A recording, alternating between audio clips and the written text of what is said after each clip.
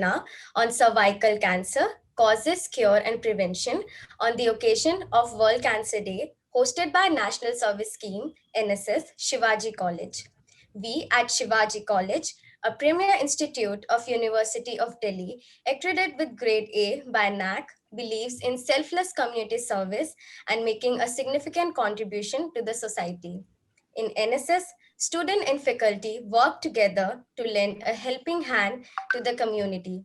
The motto of NSS, not me, but you, reflects the essence of democratic living and upholds just a little housekeeping before we get started.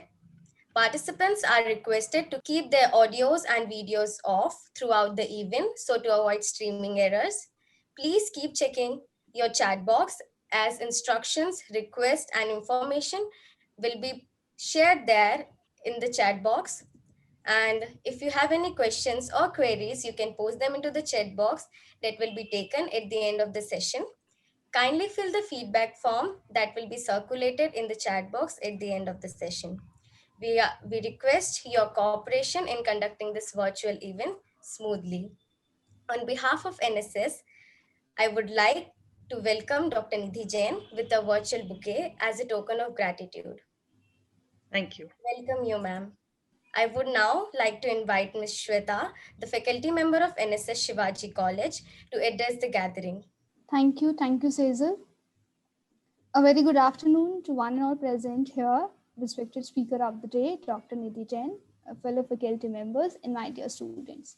I, Shweta, on behalf of NSS, that is National Service Scheme, pleased to welcome you all to the webinar on cervical cancer, causes, cure, and prevention, organized by NSS Shivaji College. We are honored to have among us Dr. Jain. We welcome you, ma'am. Thank you so much for sparing out your valuable time and accepting our invitation to enlighten audience on this much needed topic.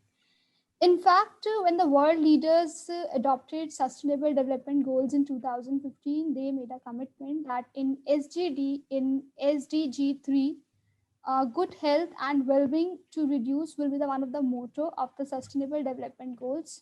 And so that we can reduce the number of deaths from this non-communicable diseases such as cancer. And cancer killed nearly 10 million people last year, and this is a shocking figure as per the report released by International Agency for Research on Cancer.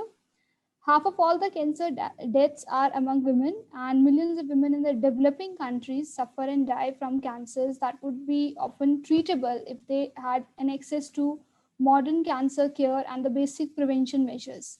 Breast and the cervical cancers are the most common killer in the middle income groups. In 2018, more than 2 million women were diagnosed with the breast cancer in such countries. Around 6 lakh women died in this disease because of this disease. So it's a great tragedy. So I'm sure that this webinar will be informative and next few hours will be fruitful for every one of us. I again welcome you, ma'am. Thank you so much for giving us your valuable time. Thank you so much. Over to you, Cesar. Thanks. Thank you, ma'am. I would now like to introduce our speaker of the day, Dr. Nidhi Jain. Dr. Nidhi Jain is an OBG currently working and practicing in her clinic in Gurgaon, Haryana. She completed her MBBS in 2005 from Kasturba Medical College, Mangalore, and also worked as an attending consultant in OBG at Fortis Memorial Research Institute, Gurgaon. She has also done the FOGSI recognized observership in infertility from Sri Gangaram Hospital, Delhi, and completed her training in advanced gynecology endoscopy from Nadkarni Institute, Gujarat in 2019. She has also worked as a consultant in Department of Obstetric and Gynecology at Artemis Hospital, Gurgaon. Without any further delay, I would welcome her. Over to you, ma'am. Thank you very much for the kind introduction.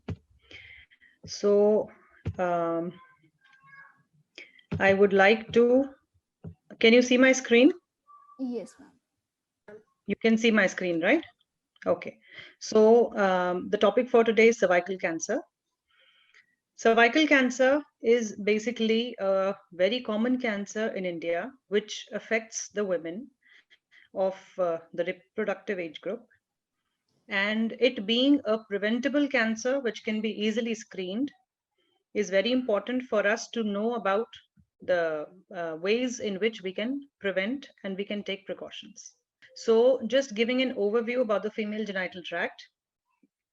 So as we all know, there's a uterus, there are the two fallopian tubes, two ovaries, and the lower part of the uterus forms the cervix, which opens up into the vagina, and the lowermost area is called the vulva.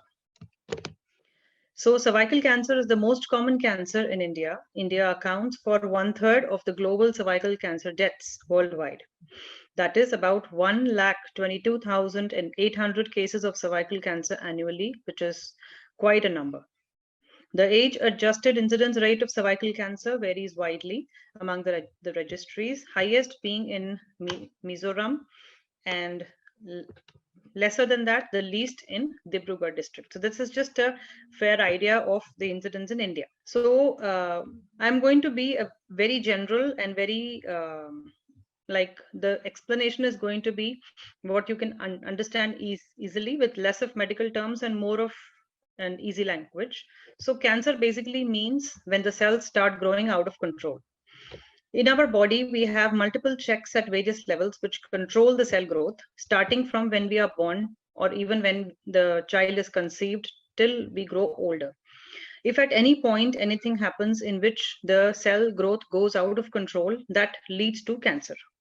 So when the cancer starts in cervix, it is called cervical cancer. All right. Now, it's important to understand that all women are at risk of cervical cancer. So what is the main cause? That is the infection with human papilloma virus. That is the main cause of cervical cancer. HPV is a common virus that is passed from one person to another during sex. At least half of the sexually active people will have HPV at some point in their lives, but few women will get cervical cancer. So what are the risk factors for cervical cancer? Now, first of all, it is human papilloma virus. So HPV is what we call it. So human papilloma virus basically is transmitted from one person to another after intercourse. And in 90% of the cases, it gets resolved on its own by the body's immunity and by your strength. But in some cases, when the person is immunocompromised, or in a few cases in which they are not able to resolve it, it can progress to precancerous lesions, which can sometimes lead to cervical cancer. So other risk factors include coexisting sexually transmitted disease and HIV. Then another important risk factor is early age at sexual intercourse, that is less than 18 years. Another is promiscuity, which means multiple sexual partners or having intercourse with a partner who is promiscuous. Then next is smoking. Next is the use of birth control pills for a long time, that is more than 5 years. A diet poor in fruits and vegetables, which reduces the antioxidant intake in the body. Fruits and vegetables are very important, not only for vitamins and minerals, but they also give us a lot of antioxidants. Antioxidants are the factors which can actually reduce the risk of getting cancer, because in our body, because of the constant stress and because of the infections and the pollution as such, we tend to develop oxidative free radicals. These oxidative free radicals have a tendency to lead to uncontrolled cell growth and cancer. So if our diet is rich in fruits and vegetables, at least to some extent, we can fight it. Another risk factor is a family history. So if the mother or sister or any first cousin have cervical cancer, then that patient has a little higher risk of getting cervical cancer as compared to the general population. This diagram basically shows how the cervical cancer develops. So in the initial phase, it is confined to the cervix. Next, it starts growing in the second phase towards the uterus. And finally, it starts growing out of the cervix into the vagina. So when we check a patient in the OPD, this is the picture which we see. All right. So as it grows, the picture keeps on changing. So this is how is the main thing, what the cervical cancer looks like. Now, what are the symptoms? What problems can the patient have when there is cervical cancer? So important thing to note here is that the patient may be asymptomatic until late. That means the symptoms may not develop until the cancer is actually spread. So the common presenting complaints are bleeding in between periods, bleeding after intercourse, postmenopausal bleeding. That is, menopause means when that's around the age of 45, when the period stops for 1 year.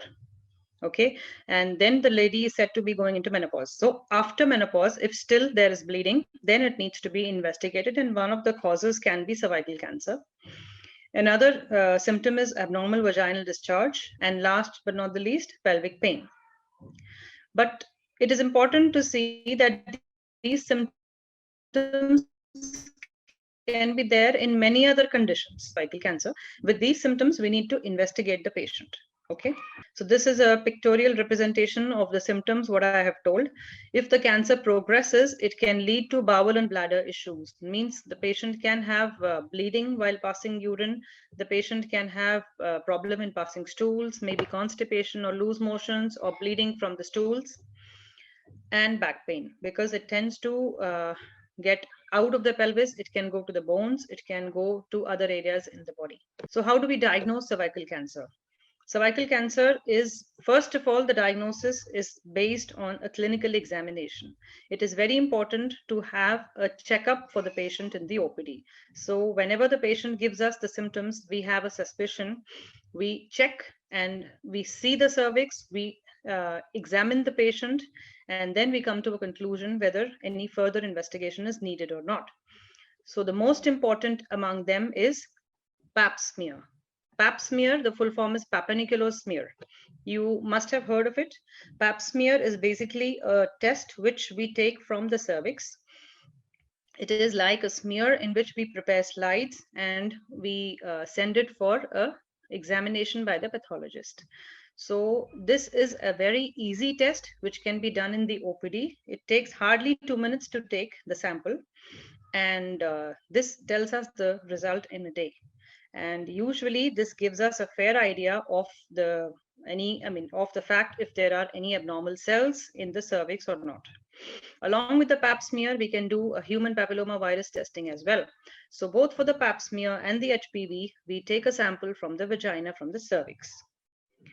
If there is a suspicion in the pap smear, or if the cervix looks suspicious, then we go for a cervical biopsy. So in a cervical biopsy, we take a small piece from the cervix in the OPD and we send it for testing. Okay. Further investigations include ultrasound, MRI, and then there are a lot of things that depend on the patient's condition. So in short, if there is any suspicion, this is what we usually do. So this gives you an idea of what all you can expect.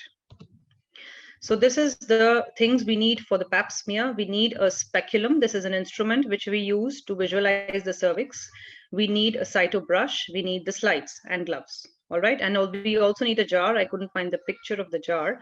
So basically, this is usually there in any OPD, and pap smear is a very easy test which does not require any special instrument. It does not have, the patient doesn't have any pain, at the most a slight discomfort, but usually it is painless.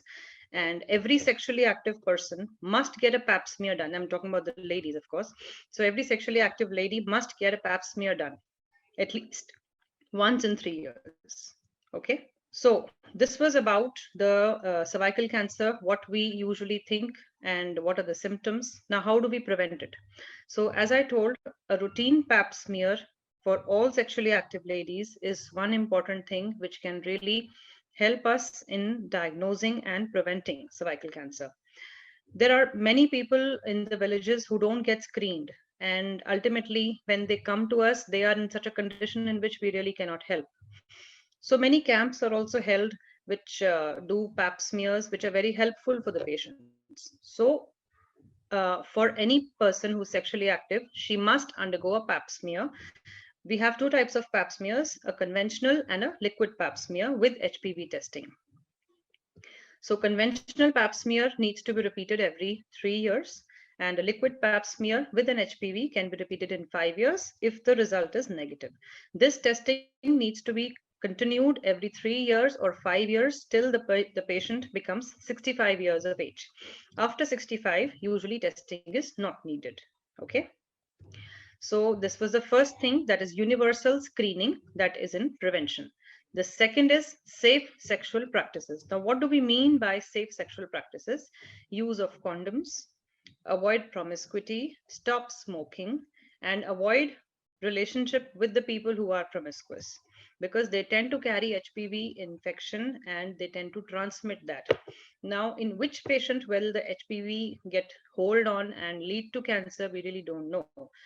Which person can clear it out from the body also, we don't know. Okay, so it's important for us to take precaution in that sense. So as I said, quit smoking. And last but not the least is get vaccinated.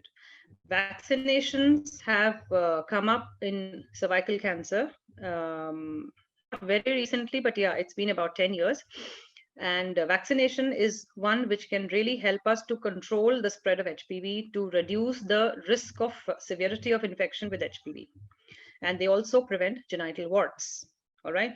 So I'll be talking about the vaccination and what are the age groups when you can take it. Let's see. So the recommendations are that we should vaccinate the girl who is 9 to 13. Older ones, we give 3 doses. So for the younger girls, we can give 2 doses. And testing for human papilloma virus is not recommended before vaccination. That is because, yeah, of course. Okay. So vaccinate 9 to 13-year-old girls with 2 doses of HPV vaccine.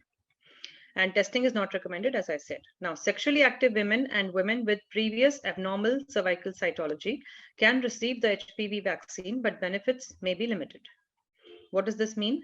That it is not necessary that all the 9 to 13-year-olds only need to be vaccinated. The people who have got married or who are sexually active already can still take the HPV vaccine. So, but it is possible that they might have had the infection before. So the benefits may not be that much as they will be when the vaccination is given before the girl becomes sexually active. All right. So that is what it means. Next is the women who are planning to conceive are advised to defer the vaccination until after delivery. That is, the ladies who want to get pregnant, they should not take the vaccination. And if they get pregnant before completion of the 3 doses of the vaccine, then they should not take the further doses until after delivery. All right. If suppose a lady, she gets the vaccine, but after 10 days, she gets to know that she is pregnant, it is not necessary for her to have an abortion, because this vaccine does not contain the live viral DNA. So it is not going to affect her pregnancy.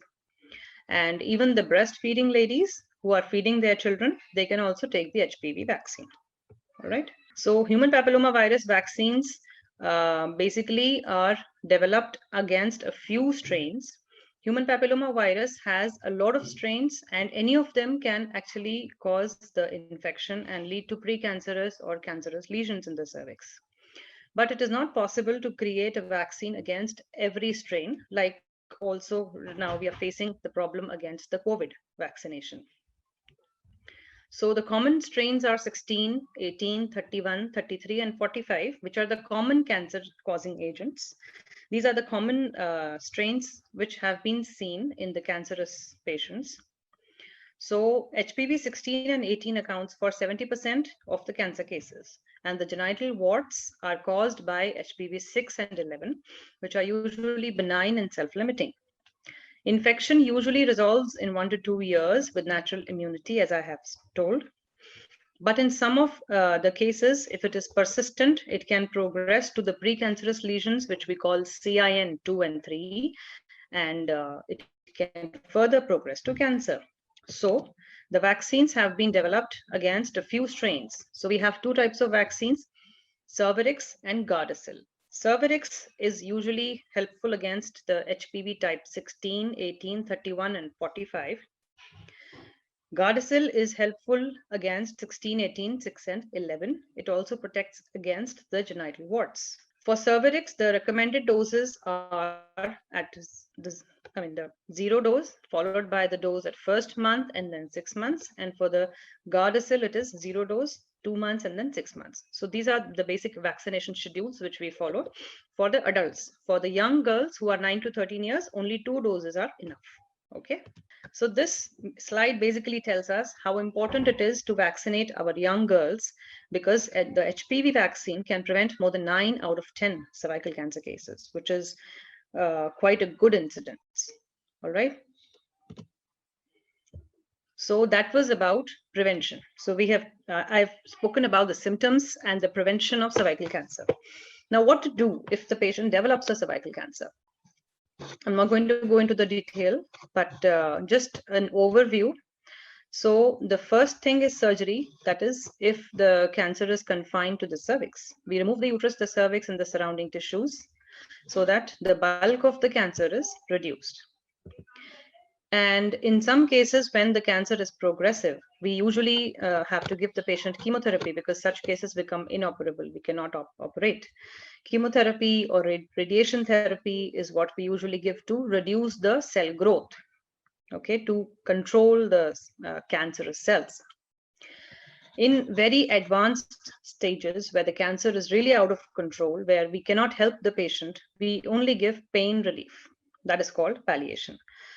So this is a very summarized way of telling you what all we do in cervical cancer. So I found a few frequently asked questions. I will be just giving you the answers to them. If you have any questions, of course, they're welcome later. So how long does it take for the cervical cancer to develop? That means if suppose you get the HPV infection today, and if your body is not able to clear it, how long will it usually take for the cervical cancer to develop? So it takes about 10 years. Okay, so early age at sexual intercourse can further reduce the age of your getting cervical cancer. So it's important for us to take proper precautions. And next is, how can I prevent or reduce the risk of HPV infection? So the answer to this is safe sexual practices. Safe sexual practices means using condoms and local hygiene and avoid promiscuity and don't smoke. Okay, these are some of the things which help us to control the spread of infection. And if I do a pap smear for you, what does the pap smear result tell me? The first thing which the pap smear tells me is whether it is a satisfactory smear or not, whether I have taken the pap smear properly or not. So if it is a satisfactory smear, then further it tells me whether any cancerous cells are present in it or not, and whether there is any coexisting yeast infection. Okay, so that's how it is. So the take-home message, in short, for anything, we know prevention is better than cure. And when we have a means of preventing cervical cancer, it is always better. So very important for us to get a regular screening with pap smear test. All right. Practice safe sex, and early diagnosis can sometimes completely cure the disease in many cases. This also tells us why we should be careful and all of us should get screened. All right. Thank you. So over to you, Sejal, now. Thank you, ma'am. Let's check if there is any question. I would call Ms. Nisha, the president of NSS Shivaji College, to move forward with the questions of audience if there is any. Nisha, can you check if there's any question? Yeah, I would first like to thank Nidhi ma'am for such a wonderful webinar. I guess she has covered everything. There would be very little possibilities of having any questions. Actually, in cervical cancer, there are many more points which we need to cover. There is one question, Aparna. What things we could include in our diet so that there is no risk of cancer?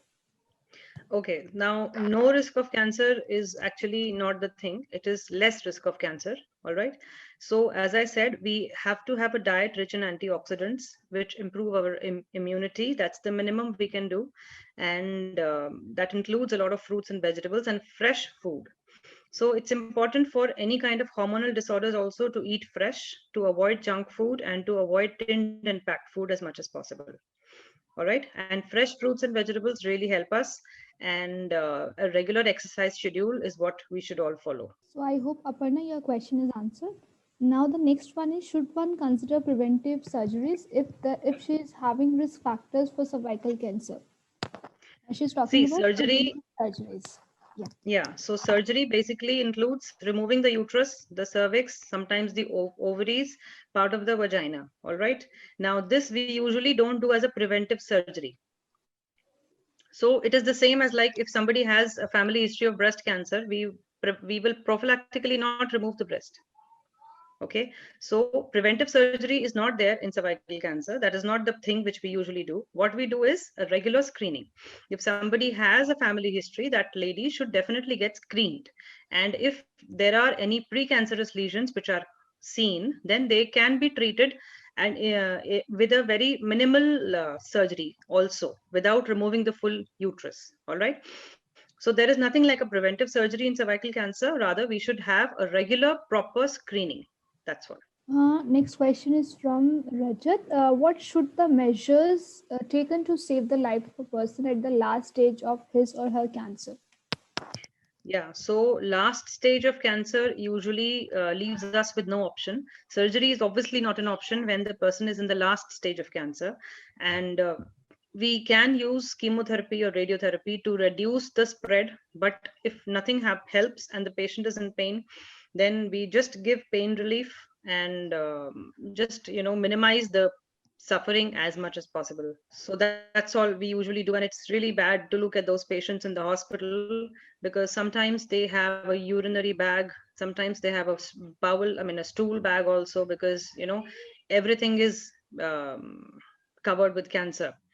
So it's a really, it's a very sad sight, and it's very bad to look at those patients. So if you can control this cancer at the very beginning, and you can sometimes completely cure it also, and it is preventable, why not do a pap smear? And pap smear hardly takes 2 minutes in the OPD. Okay. Next question is, do you think it is equally important for males to get informed about these cancers? Yeah, so males can, for them, it may not be so important, but yes, they can get the genital warts.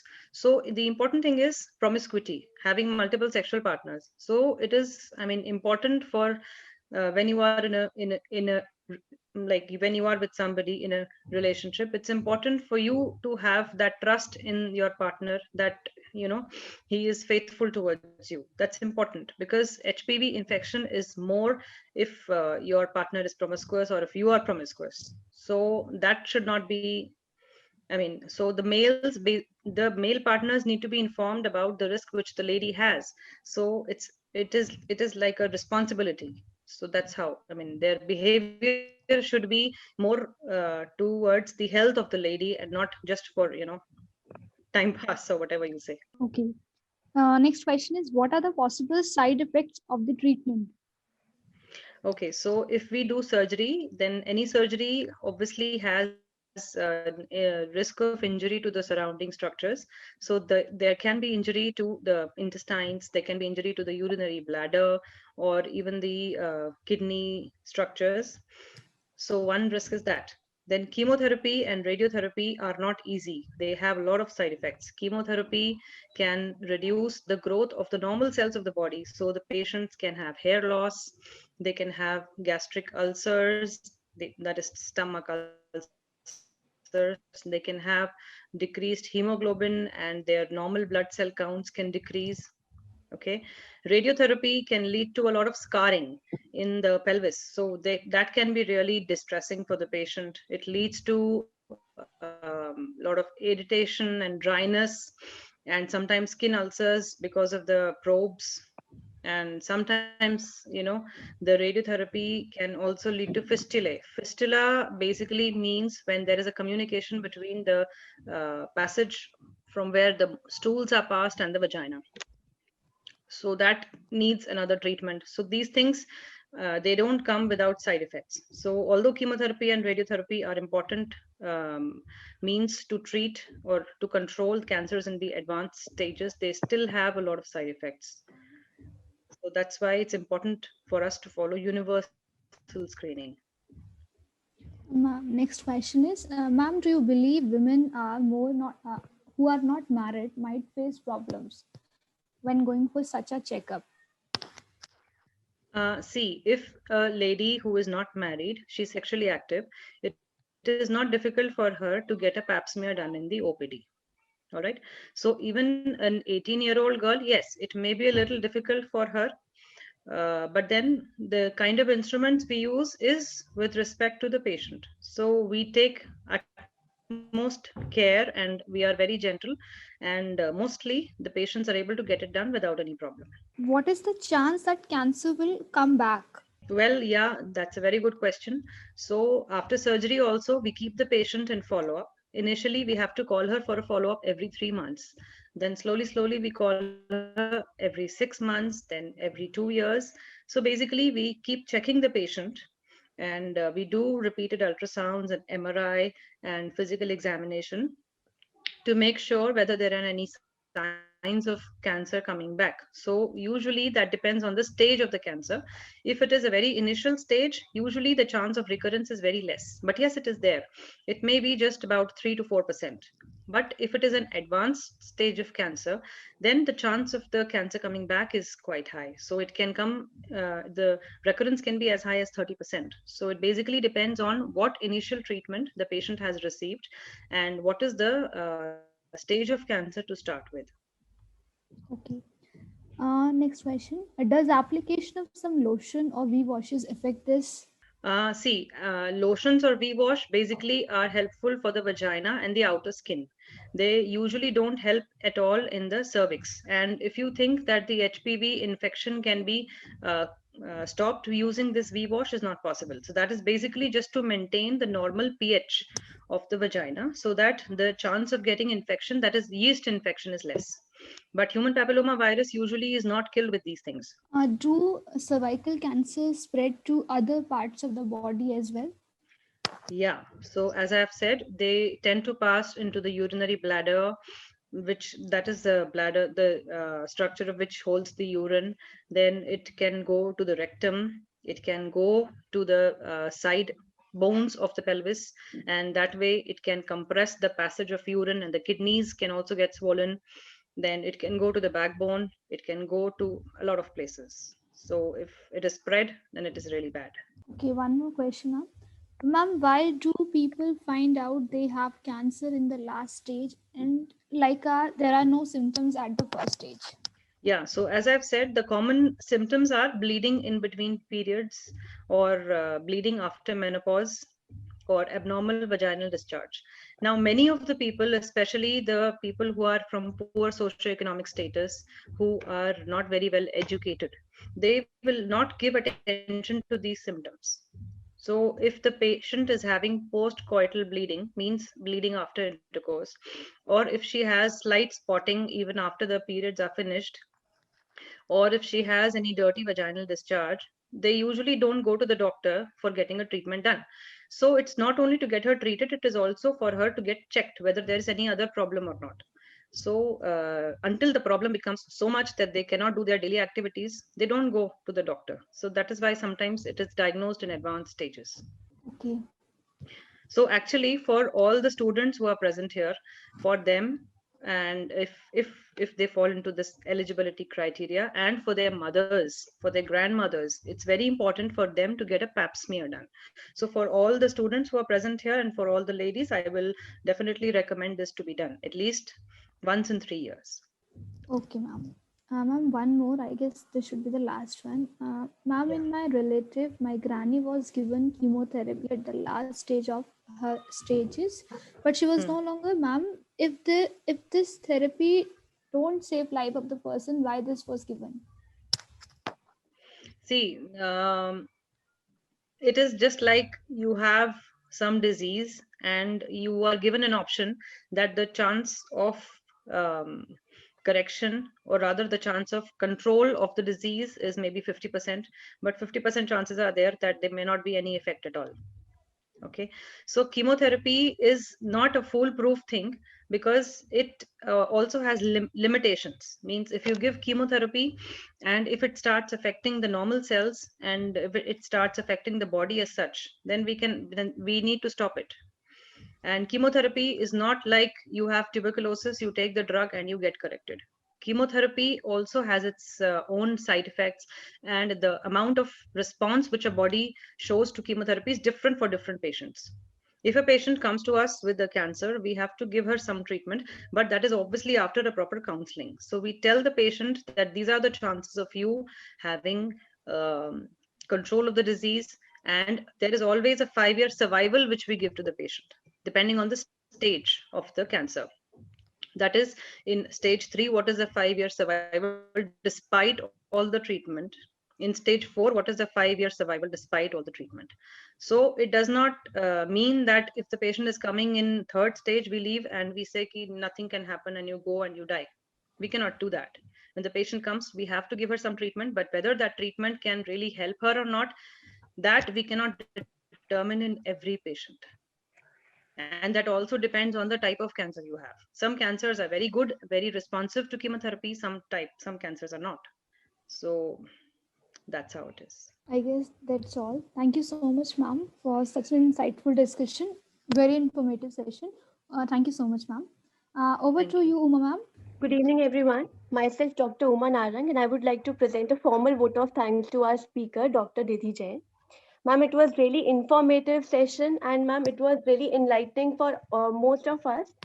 Ma'am, be it female or be it male, every male has some or the other female at home, so it's really informative for all of us, basically. Ma'am, the way you explained all the critical points in such a simple manner, ma'am, it's really appreciable, ma'am. And ma'am, the information that you gave about the vaccination, it should bring out, ma'am, to everyone the way it has been conveyed. It's really worth. Ma'am, I would like to thank you for taking out time from your busy schedule and enlightening us with your words. Thank you so much, ma'am. I would also like to thank Dr. Ruchira Dhingra, the Program Officer, NSS, for planning such an informative session. I would like to thank my co-faculty members for making this session a success. And nevertheless, I would also like to thank the student team, who is such hardworking team. And I would also like to thank all the participants for being such a wonderful audience. Thank you so much. Thank you, ma'am. Thank you, ma'am. I would also thank Dr. Nidhi Jain again.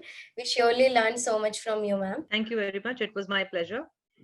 And if there are any other questions, you can always reach to me. Dr. Ruchira has my contact number. Okay. Thank you so much, ma'am. The link of the feedback form has been circulated in the chat box. Kindly fill the form, all the participants. It's a request. Please fill the form, as it will be only available for the next 1 hour, and certificates will only be provided if you will fill the form. So yeah, fill the form.